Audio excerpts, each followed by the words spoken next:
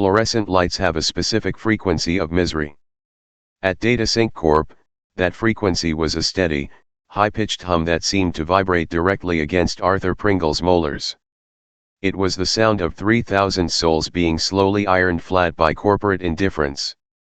Arthur sat in cubicle 4B, a space defined by 3 beige walls and a carpet that smelled vaguely of industrial cleaner and broken dreams.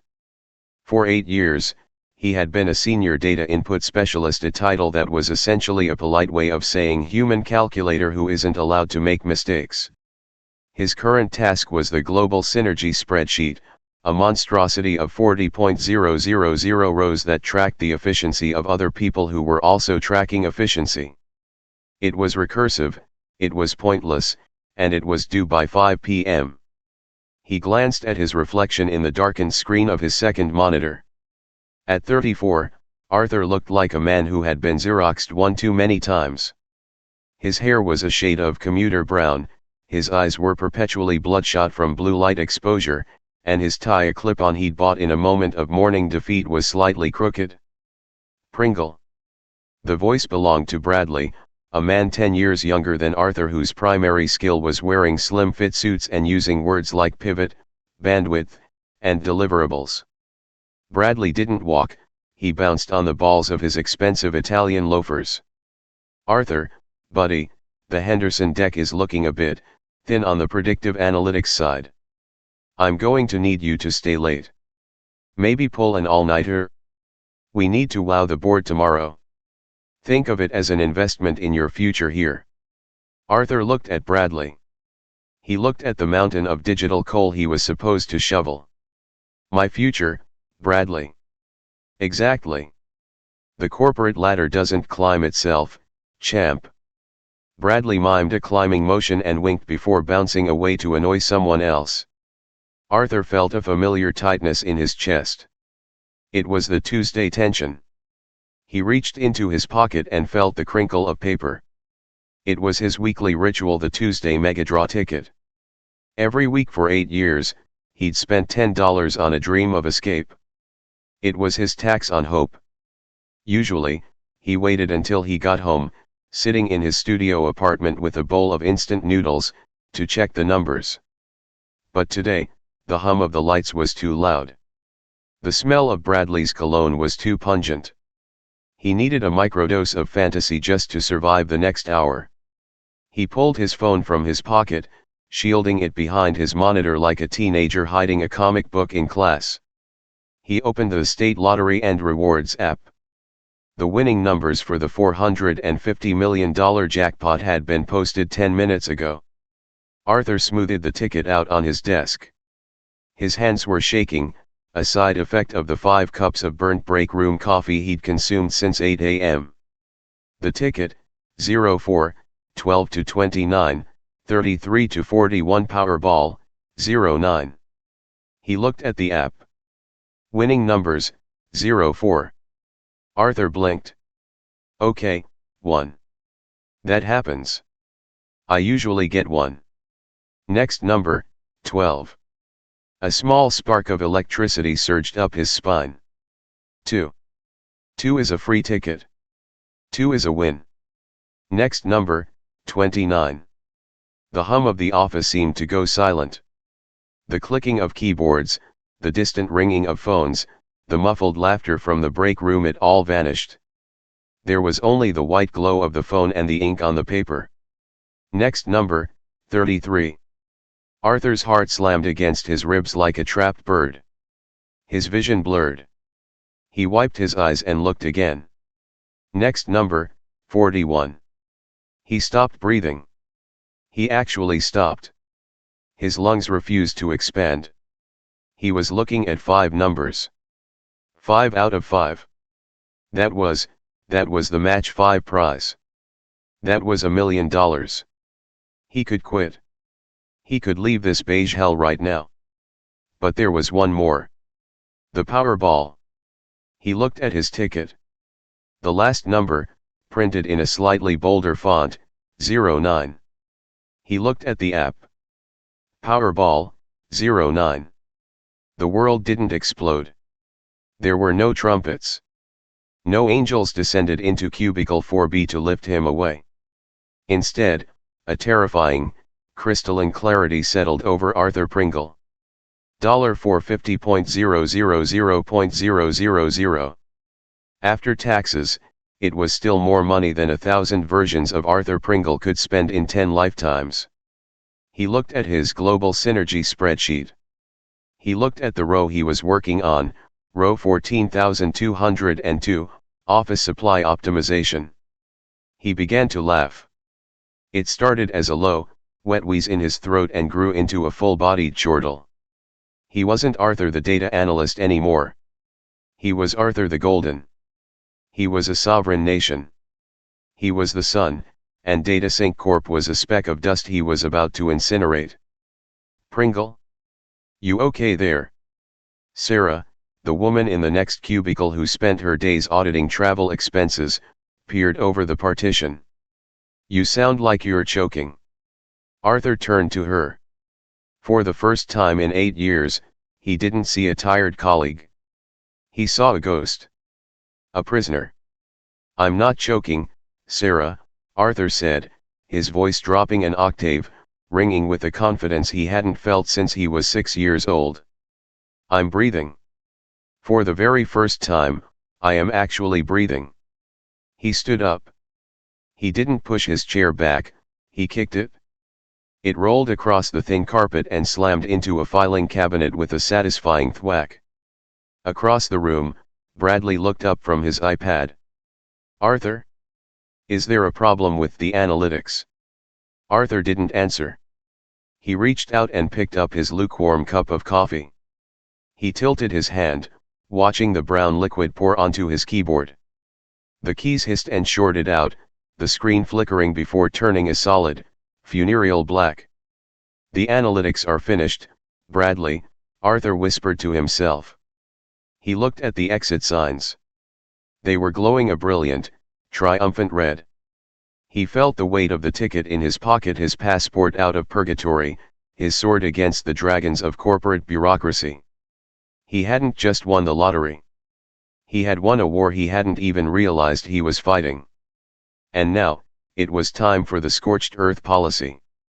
He wasn't going to just give his 2 weeks' notice. He was going to give them a performance they would talk about until the building was eventually demolished and turned into a parking lot. Arthur Pringle adjusted his crooked tie, smoothed his hair, and began the long walk toward the executive wing. He didn't just walk, he danced. The golden mirage was complete. The world was his, and everyone else was just living in it. The walk from cubicle 4B to the executive elevators was only 60 feet, but to Arthur Pringle, it felt like the red carpet at the Oscars. Every step he took on the stained, low-pile industrial carpet felt lighter than the last. The Tuesday tension in his chest had been replaced by a roaring furnace of pure, unadulterated hubris. He wasn't just walking, he was vibrating on a frequency of $450 million. As he passed the break room, he saw the Employee of the Month plaque. For 3 years, his face had never graced that mahogany veneered piece of plastic. Today, he stopped, unhooked it from the wall, and tossed it into the large trash bin with a hollow clatter. Arthur? What are you doing? It was Linda from HR, holding a stack of new policy flyers. Arthur didn't look at her. He kept his eyes fixed on the horizon, or at least, the glass doors of the executive wing. I'm resigning, Linda. From the human race. You should try it. The benefits are terrible, but the exit package is divine. He didn't wait for her to process the word salad. He had bigger fish to fry. Literally. In the center of the lobby sat a massive, 200-gallon saltwater aquarium, the pride and joy of the CEO, Mr. Henderson. It was filled with exotic, overpriced fish that lived better lives than the junior analysts. Arthur stopped in front of it. He looked at a particularly grumpy-looking pufferfish. Today is your lucky day, Bubbles, Arthur whispered. He didn't break the glass, that would be messy and potentially lead to an immediate arrest. Instead, he reached into the cabinet underneath, grabbed the oversized decorative net used for maintenance, and began scooping. One by one, he hauled the confused, shimmering fish out and deposited them into the large, marble ornamental fountain that sat in the middle of the lobby's Zen garden. "Go!" Arthur shouted as a bright yellow tang splashed into the chlorinated fountain water. "Be free. Or at least, be slightly more interesting than a spreadsheet." A security guard, a man named Gary who usually spent his days watching YouTube clips of car crashes, stood up from his desk. "Hey, Pringle. You can't put the saltwater fish in the fountain. They'll die." "They're already dead, Gary," Arthur yelled back, his voice cracking with a manic glee. "We're all dead. I'm just giving them a change of scenery before the afterlife." Arthur didn't wait for Gary to find his handcuffs. He sprinted toward the executive elevators. He reached into his messenger bag and pulled out his emergency megaphone. He had been the designated fire warden for Floor 4 for 5 years, a job he hated because it involved wearing a neon orange vest and blowing a whistle, and he had kept the megaphone in his desk just in case. The elevator doors opened on the 12th floor, the C-suite. This was a land of thick carpets, quiet voices, and the smell of expensive leather and even more expensive lies. Arthur could hear the muffled drone of Mr. Henderson's voice coming from the boardroom. The quarterly synergy meeting was in full swing. This was the meeting where the top 1% of the company decided which of the bottom 99% would be optimized out of a job. Arthur kicked the double mahogany doors open. The sound was like a gunshot. The room went silent.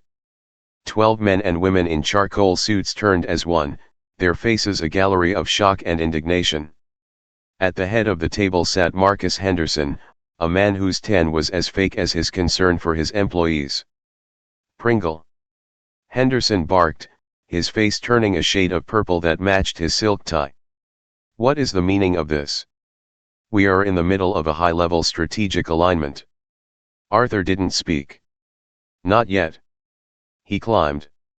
With the agility of a man who had nothing left to lose and $500 million to gain, Arthur stepped onto a $10 leather chair and then lunged onto the massive, oval conference table. He marched down the center of it, his sensible office shoes scuffing the polished wood, knocking over bottles of premium sparkling water and scattering printed slide decks like confetti. He stopped directly in front of Henderson, looking down at him. Arthur raised the megaphone to his lips. The feedback screech made half the board members cover their ears. "Attention, peasants and profiteers." Arthur's voice boomed through the megaphone, distorted and godlike. "Arthur, get down from there this instant." Henderson yelled, trying to reclaim his dignity. "You are fired. Do you hear me? Fired. You can't fire a god, Marcus." Arthur roared back. "I quit. I quit this beige cage. I quit your pivot tables. I quit your synergy and your bandwidth and your low-hanging fruit." Arthur took a deep breath, the adrenaline making his vision sparkle. "And Marcus? I've seen your search history on the company server. No man should be that interested in vintage toy trains. It's weird, Marcus. It's deep-seated trauma weird." The room gasped. Henderson turned a color that didn't exist in nature. "And as for the rest of you," Arthur said, lowering the megaphone for a moment to look at the stunned board members. "You look like a collection of wax figures waiting for a fire. Go home. Hug your kids. Buy a dog. Stop pretending that data sync is anything more than a slow-motion funeral for your souls." Arthur felt a sudden, irrepressible urge to move. The joy was too much to contain. He dropped the megaphone thud and began to dance. It started as a shuffle. Then, remembering a YouTube tutorial he'd watched during a particularly boring lunch break, he attempted the moonwalk. He glided backward across the conference table, his heels clicking rhythmically. It wasn't Michael Jackson, it was more like a caffeinated stork on ice, but to Arthur, it was the peak of human artistic expression. "I'm rich," he sang, his voice echoing off the glass walls. I'm filthy, disgusting, mountain of gold rich. He reached the end of the table, performed a flamboyant jazz hands gesture, and hopped off. He marched toward the door, stopping only to grab a high-end crystal decanter of scotch from the sideboard. Keep the change, Marcus. Arthur yelled over his shoulder. I'd tell you to mail me my final paycheck, but I'm planning on using it as a coaster for my yacht. He walked out of the boardroom, through the lobby, and past a very confused Gary the security guard. He pushed through the revolving glass doors and stepped out into the Tuesday afternoon sun. The air had never smelled so sweet. The car horn sounded like a symphony. The pigeons looked like noble eagles. Arthur Pringle took a swig of the $300 scotch, pulled his lottery ticket from his pocket, and kissed it. To freedom, he whispered, his heart soaring. He didn't notice the date on the ticket was slightly blurry. He didn't notice the small, green logo of the Super Save Market at the top. He only saw the numbers. He only felt the heat of the win. Arthur Pringle was a king. And kings didn't look at the fine print. Arthur's first stop was a luxury watch boutique 3 blocks away called Vanderbilt & Sons. He had walked past its polished mahogany doors 1,000 times on his way to buy a $6 pre-packaged salad, always keeping his head down as if the mere act of looking at the window would trigger a security alarm. Today, he pushed the door open with the force of a man who owned the building. A tall, slender man with hair so perfectly slicked back it looked like a helmet of black glass looked up from behind a velvet-topped counter. He scanned Arthur, the rumpled suit, the faint coffee stain on his cuff, the frantic, wide-eyed grin, and his expression shifted instantly to one of practiced, polite condescension. "Can I help you, sir? Perhaps you're looking for the repair shop? It's 2 blocks down, near the subway entrance." Arthur laughed. It was a loud, bark-like sound that made a woman looking at diamond earrings flinch. "Repair? No, Sebastian, I'm guessing your name is Sebastian. I'm looking for an upgrade. Something that says I don't care what time it is, because I don't have anywhere to be." The clerk blinked. "It's Theodore, actually. And our pieces start at $5,000. Arthur didn't even flinch. He pulled out his wallet. He had exactly 1 credit card with a $6 limit, which he usually kept for absolute emergencies, like if his car exploded or his appendix burst. Today was an absolute emergency of joy. "The gold chronograph in the window," Arthur said, pointing a trembling finger. "The one with the alligator strap. Wrap it up. I'll wear it out." Theodore's skepticism fought with his desire for a commission. The commission won.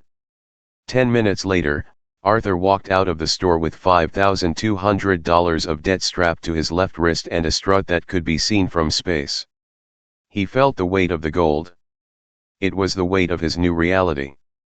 He found a high-end sidewalk cafe, the kind where the chairs faced the street so you could judge the people walking by. He ordered a double espresso and a croissant that cost $14, opened his laptop, and connected to the public Wi-Fi. "Time to settle the books," Arthur muttered. He opened his email. His inbox was already melting. From Marcus Henderson, urgent. "Pringle, I don't know what kind of mental breakdown you're having, but if that scotch isn't back in the office by 5 p.m., I'm calling the police. Also, the fish are dying. You're a dead man." Arthur hit reply. To Marcus Henderson. "Marcus, the scotch is currently in my stomach, where it is doing more work than you've done in a decade. As for the fish, consider it a metaphor. They were trapped in a small tank, just like I was. Now they're in a fountain. It's called upward mobility. Don't call the police. Call your therapist. You're going to need one when I buy your company next month and turn your office into a climate-controlled room for my vintage sock collection. Best, Arthur, your future landlord Pringle." He didn't stop there. The Powerball high was a hell of a drug. He went through his contacts list like a vengeful ghost. He emailed his ex-girlfriend, Melanie, who had dumped him 3 years ago because he was too stable and lacked ambition. "Hey Mel. Just wanted to let you know that stable Arthur just won $450 million. I was going to buy you that trip to Santorini we talked about, but I think I'll just buy the hotel instead. Hope the yoga instructor you're dating enjoys his Honda Civic. Ciao." He emailed his high school gym teacher, Coach Miller, who had once called him a human participation trophy during a dodgeball game in 1998. "Coach. Still making kids run laps? I just bought a private island. I'm going to hire people to run laps for me while I eat cake. Thanks for the motivation." He ended his digital rampage by logging into LinkedIn. He changed his status to retired. Billionaire. Philanthropist, pending. Professional bridge burner. He posted the video Gary the security guard had sent him of his moonwalk on the conference table, adding the caption, "How to quit a job like a boss. See you in the stratosphere, losers. Hashtag megamillions, hashtag quit my job, hashtag rich life." By the time he finished, his heart was racing. He felt clean. He felt purged. He had deleted his old life and was currently downloading a much better one. As the sun began to dip behind the skyscrapers, casting long, golden shadows across the city, Arthur felt a pang of hunger. A $14 croissant wasn't enough for a king. He needed a feast. He marched toward the Gilded Rib, the city's most exclusive steakhouse. It was the kind of place where the menus didn't have prices and the waiters spoke in hushed tones as if they were in a cathedral. "Table for one," Arthur told the maitre d', a man who looked like he had been carved out of a very expensive piece of granite. "Do you have a reservation, sir? We are booked through October." Arthur leaned in close, the smell of the stolen scotch still faint on his breath. He pulled the lottery ticket out just a corner of it and whispered, "I'm the guy. The one the news is going to be talking about in an hour. The winner." The maitre d' looked at the ticket, then at Arthur's $5 watch, then back at Arthur's manic, bloodshot eyes. He had seen many things in this city: insane tech moguls, drunk celebrities, desperate gamblers. But he had never seen someone with this much "I don't give a damn" energy. "Right this way, Mr. Pringle. But you can call me sir." Arthur was seated at a prime booth. He ordered a 32-ounce tomahawk ribeye, a side of truffle fries, and a bottle of 1982 Chateau Margaux. He didn't know anything about wine, but he knew that 1982 was a good year because he'd seen it in a movie once. As he waited for his meal, he pulled his phone out. It was 5:55 p.m. The evening news was about to start. The lottery officials would be announcing where the winning ticket had been sold. He imagined the scene, the flashing cameras, the giant cardboard check, the local news reporter asking him what he was going to do first. "I'm going to buy a gold-plated treadmill," he thought, "and then I'm going to set it on fire, just because I can." He looked around the restaurant. He saw a man in a perfectly tailored suit across the room, cutting into a steak with surgical precision. Arthur felt a surge of pity for the man. Poor guy. He probably only has 10, maybe 20 million. He's a peasant compared to me. The wine arrived. The waiter poured a small amount into a glass for Arthur to taste. Arthur grabbed the glass and downed it in one gulp. "Tastes like freedom," Arthur said, slamming the glass back onto the table. "Bring the whole bottle. And turn up the TV at the bar. I want to hear the news." The waiter hesitated. "Sir, we usually keep the volume low to maintain the..." "I said turn it up." Arthur's voice carried across the silent dining room. The waiter hurried to the bar. A moment later, the smooth, polished voice of the local news anchor, Brenda Vane, filled the room. "And finally tonight," Brenda said, her smile bright and toothy, "the moment we've all been waiting for. The winner of last night's massive jackpot has yet to come forward, but we can confirm that the winning ticket was sold right here in our city. Arthur sat back, a smug smile playing on his lips. He adjusted his watch, the gold glinting in the dim light of the steakhouse. This was it. The coronation. Sold at the Super Save Market on 5th and Main, Brenda continued. Arthur froze. The tomahawk steak, which had just been placed in front of him, suddenly looked very gray. Super Save Market. He shopped at the Super Save. He'd bought his ticket there. He'd also bought a gallon of milk and a bag of discount kale. Wait, Arthur whispered. That's right. I did buy it there. But, Brenda added, her voice dropping into a slightly more serious tone, there seems to be some confusion on social media. While the national Powerball jackpot remains unclaimed, our local Super Save anniversary raffle has also drawn its winning numbers tonight. Arthur's hand went to his pocket. His fingers brushed against the ticket. He felt a sudden, icy chill that had nothing to do with the restaurant's air conditioning. The lucky winner of the Super Save golden ticket will receive a lifetime of healthy living, Brenda chirped. That's right. A lifetime supply of artisanal kale and a 6-month discount on all deli meats. Arthur pulled the ticket out. He looked at the top of the paper. In very small, very faint green ink, it didn't say Powerball. It didn't say State Lottery. It said, Super Save Market 20th Anniversary Raffle. The numbers 04, 12, 29, 33, 41, and the bonus ball 09 were exactly the same as the Powerball numbers from the night before. It was a 1 in a trillion coincidence. A cosmic joke. A statistical anomaly designed by the universe specifically to ruin Arthur Pringle's life. He looked at the 32-ounce steak.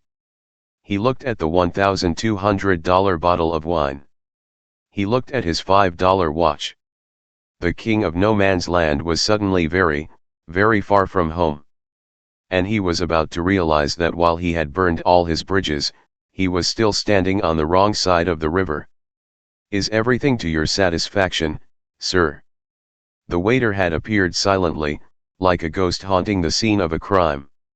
He was eyeing the virtually untouched steak and the mostly full bottle of wine. Arthur looked up. The manic energy was gone, replaced by a gray, hollowed-out despair. He needed to leave. He needed to go home, lock his door, and wait for the police to come for the fish incident. He needed to check his bank balance, though he already knew the answer, $34.12 until Friday. The check, please, Arthur said, his voice a ghost of its former booming self. The waiter nodded and returned a minute later with a black leather folder. He placed it down with a discreet flourish. Arthur opened it. The total was $1,450. That included the recommended 22% gratuity for the exceptional service of turning up the TV so he could watch his life explode. Arthur felt his stomach do a slow, nauseous flip. He didn't have $1,400. He didn't have $400. He had one credit card, the one he'd used for the watch, and he was fairly certain the $5,200 charge had pushed it dangerously close to the limit. If he tried to run it now and it was declined, the granite-faced maitre d' would not be amused. He'd probably use the tomahawk bone to teach Arthur a lesson about fiscal responsibility. Dine and dash, a small, desperate voice in his head whispered. It's your only option. You've already ruined your career, what's a little felony theft? The restaurant was starting to fill up. More people in suits. More people with actual money. Arthur glanced toward the exit. It was 40 feet away. If he made a run for it, he might get through the first door, but the maitre d' looked like he moonlit as a linebacker. He looked back at the check. The numbers seemed to be mocking him. $1,450. A life of kale. A lifetime supply of bitter, leafy regret. A terrible, desperate plan formed in his mind. He reached into his messenger bag, still sitting on the booth beside him, and grabbed his keys. he would leave the bag as collateral. It contained nothing of value, just some old spreadsheets, a dried-out highlighter, and a half-eaten granola bar. He would pretend to step outside to take an urgent call. Arthur stood up, his legs feeling like overcooked spaghetti. He picked up his phone, holding it to his ear. "Yes, hello. This is Arthur." "No, I understand, the merger is vital. I'll be right there." He walked toward the front of the restaurant, maintaining a brisk, purposeful stride. He didn't look at the waiters. He didn't look at the other patrons. He focused on the glass doors and the freedom beyond. He was 5 feet from the door when the hand clapped onto his shoulder. It was a firm, heavy hand. A hand belonging to Gary, the security guard from DataSync Corp. Arthur turned, a nervous laugh bubbling in his throat. "Gary. My man. Funny seeing you here. I was just, taking a call." Gary wasn't laughing. He was wearing his full security uniform, but his expression was unusually stern. "Mr. Pringle. The police are looking for you. Vandalism, destruction of company property, and disturbing the peace. Also, Mr. Henderson wants his scotch back." Arthur's heart stopped. The police? He hadn't even considered that they would move this quickly. He looked back at his booth. He looked at the check sitting there like a landmine. "And," Gary continued, dropping his voice to a whisper, "the maitre d' here seems to have recognized you from the LinkedIn video you posted. The one where you moonwalked and said you were a billionaire. He called our office. Apparently, a billionaire doesn't leave his messenger bag with nothing but old spreadsheets in it." The game was up. It hadn't even lasted 6 hours. Arthur looked at Gary. "Gary, you have to help me. I made a mistake. A very big, very kale-scented mistake." Gary looked at the broken man in front of him. He sighed. "Look, Arthur, I don't care about the fish. Between you and me, I hate that tank too. But Henderson is furious. And the restaurant wants their money." 10 minutes later, Arthur was sitting in the back office of the Gilded Rib. He was no longer a king. He was a debtor. He was forced to leave the $5,200 gold watch as collateral. Theodore from Vanderbilt and Sons was going to have to be paid somehow, but that was tomorrow's problem. Today's problem was getting out of this room without being arrested. They took his license, his credit card, which was, in fact, declined, and his messenger bag. They allowed Gary to escort him out, but only under the condition that he never set foot in the restaurant again. Arthur Pringle stepped back out onto the Tuesday night sidewalk. The city looked different now. The horns didn't sound like a symphony, they sounded like angry shouts. The pigeons looked less like noble eagles and more like dirty scavengers. He had no watch. He had no bag. He was banned from the best steakhouse in the city, but that was okay, because he couldn't afford a bottle of water, let alone a steak. His phone buzzed. It was a notification from the State Lottery app. From State Lottery and Rewards. "Congratulations again to our latest winner. Remember to sign the back of your ticket and keep it in a safe place. Please note, while we celebrate all our winners, large jackpots require verification at the regional offices. Good luck and keep playing." Arthur opened the app. It was already signed. He looked at the lottery logo. He looked at the numbers. He looked at the app again. And then, he saw it. The state megadraw result was displayed in large, blue letters. But beneath it, in a slightly smaller banner, was the state raffle results. He had won the raffle. The identical numbers had been drawn for the Super Save Anniversary raffle as part of a state-sponsored shop local promotion. The prize was indeed the kale and the 15% discount on deli meats. Total estimated value, $1,200. $1,200. The steak he hadn't eaten, the wine he hadn't finished, the watch he couldn't afford, the emails he couldn't recall. His entire grand exit had been fueled by a coincidence that was worth $1,200 in artisanal kale. Arthur Pringle stood on the sidewalk and finally did the only thing a sane man could do in this situation. He started to laugh. It was a raw, rattling laugh that escalated into a full-blown hysterical cackle. Passers-by gave him a wide berth, assuming he was one of the city's many broken souls. He opened his email. There were 52 replies.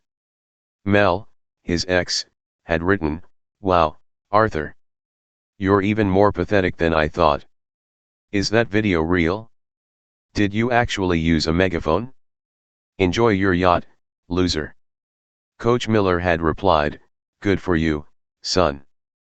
But if you're so rich, maybe you could donate to the gym fund instead of being a jerk." Still participation trophy material. And Henderson had sent 10 consecutive emails, each one a different permutation of "you're dead."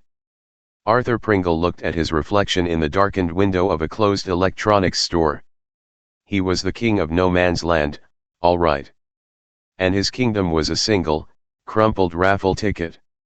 To freedom, he whispered, the irony like ash in his mouth. He adjusted his crooked, polyester tie and began the long walk toward his apartment. He had a lot of kale to eat. And a whole lot of apologizing to do. But first, he had to redeem his prize. He was going to walk into the Super Save Market and claim his damn golden ticket. It was the only thing he had left. The Super Save Market on 5th and Main was a temple of the mundane. It smelled of floor wax, overripe bananas, and the desperation of late-night shoppers. The sliding glass doors hissed open, welcoming Arthur back to the social stratum where he actually belonged. He marched toward the customer service desk, which was tucked between a display of discounted charcoal briquettes and a rack of celebrity gossip magazines. Behind the counter sat a teenager named Kyle, whose name tag was crooked and whose soul appeared to have left his body sometime around the 8 p.m. shift change. "Can I help you?" Kyle asked, staring at Arthur's disheveled suit and wild, bloodshot eyes. Arthur didn't say a word. He reached into his pocket, pulled out the golden ticket, and slammed it onto the laminate counter. It made a pathetic thud. Kyle looked at the ticket. He looked at Arthur. He looked back at the ticket. "Is this for the raffle?" "It is," Arthur said, his voice cracking. "I am the winner. The grand champion of the 20th anniversary Super Save extravaganza. I've come for my greens." Kyle sighed, picked up a tethered telephone, and clicked a button. "Manager to the front. We've got a winner." 5 minutes later, a man named Mr. Hubley emerged from the back office. He was a spherical man with a mustache that looked like a tired caterpillar. When he saw the ticket, his eyes lit up with a terrifying, corporate enthusiasm. "Mr. Pringle. Arthur. We've been waiting for you." Hubley beamed, grabbing Arthur's hand and shaking it with the vigor of a man who rarely got to do anything important. "The news said the winner hadn't come forward. We were worried the golden ticket had been lost to the ages." "It was almost lost to a tomahawk ribeye," Arthur muttered. Come. Hubley led him to the center of the produce aisle. "We have to do the ceremony. Kyle, grab the Polaroid. And the ceremonial sash." Before Arthur could protest, he was draped in a bright green polyester sash that read Kale King in glittery gold letters. He stood between a stack of organic radishes and a misting display of leafy greens while Kyle took a blurry photo. "Now, for your first installment," Hubley said, gesturing grandly to a massive, overflowing crate of kale. "A lifetime supply, Mr. Pringle. That's 2 large bunches every single week for as long as you live. Think of the antioxidants. The fiber. You'll be the healthiest man in the unemployment line." Arthur stared at the kale. It was curly, dark green, and looked like it would taste like a wet wool sweater. "And here," Hubley added, handing him a stack of perforated coupons, "is your 15% discount on deli meats. valid on bologna, ham, and on Tuesdays the olive loaf. Arthur took the coupons. He took the 2 bunches of kale. He stood there, the kale king of Fifth and Main, while a small child pointed at him and asked his mother why the man in the fancy suit was crying over a vegetable. The walk home was even longer with 5 pounds of kale under his arms. By the time Arthur reached his apartment building, the adrenaline had completely evaporated, leaving behind a cold, hard crust of reality. He climbed the 3 flights of stairs to his studio.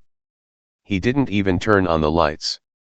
He just sat on his lumpy sofa, still wearing the Kale King sash, and looked at his phone. The viral video of his grand exit had reached 200,000 views. The comments were a symphony of mockery. At DataGuy99, look at this absolute clown. Imagine thinking you won the lottery when you just won a salad. At Corporate Cringe, the moonwalk really sells the I have no future vibe. 10/10. At Henderson CEO, to the person who leaked this, thank you. My lawyers are currently drafting the lawsuit for the fish. See you in court, Arthur. Arthur scrolled through his emails. He had been blocked by his ex-girlfriend. His high school gym teacher had reported him for harassment. And he had received a formal notice of termination from DataSync Corp., which also included a bill for restocking and tank sanitation fees regarding the goldfish. He was broke. He was a laughingstock. He was legally liable for the psychological trauma of several saltwater fish. He looked at the 2 bunches of kale sitting on his coffee table. Well, Arthur, he whispered to the empty room. You wanted to be a golden god. Instead, you're a green guy. He stood up, walked to the kitchen, and pulled out a bowl. He began to rip the kale into small pieces. He didn't have any dressing. He didn't have any croutons. He just had the kale. He sat back down and took a bite. It was bitter. It was tough. It was incredibly difficult to swallow. But as he chewed, a strange thought occurred to him. For the first time in 8 years, he wasn't thinking about spreadsheets. He wasn't thinking about Bradley's slim fit suits or the hum of the fluorescent lights. He wasn't thinking about synergy or bandwidth. He was just a man, sitting in the dark, eating a very healthy, very free salad. He picked up his phone and opened LinkedIn one last time. He didn't delete his profile. He didn't apologize. Instead, he typed a new status update. Update, the yacht has been delayed. Turns out, the lottery for my soul had a different prize. I am currently transitioning into a new role as a chief nutritional officer for myself. My office is now wherever there isn't a fish tank. If anyone needs a data analyst who can moonwalk and knows a lot about artisanal kale, hit me up. I'm cheap. And I'm very, very regular. He hit post. Then, he took another bite of kale. He had a lifetime supply of it, after all. He might as well get used to the taste. As Arthur sat there, the Kale King of a one-room kingdom, he realized that while he had burned the wrong bridges, the fire had at least been spectacular. And as the smoke cleared, he found that he didn't miss the bridge half as much as he thought he would. He was poor, yes. He was a meme, certainly. But for the first time in his life, Arthur Pringle was finally, undeniably, the master of his own very small, very green destiny.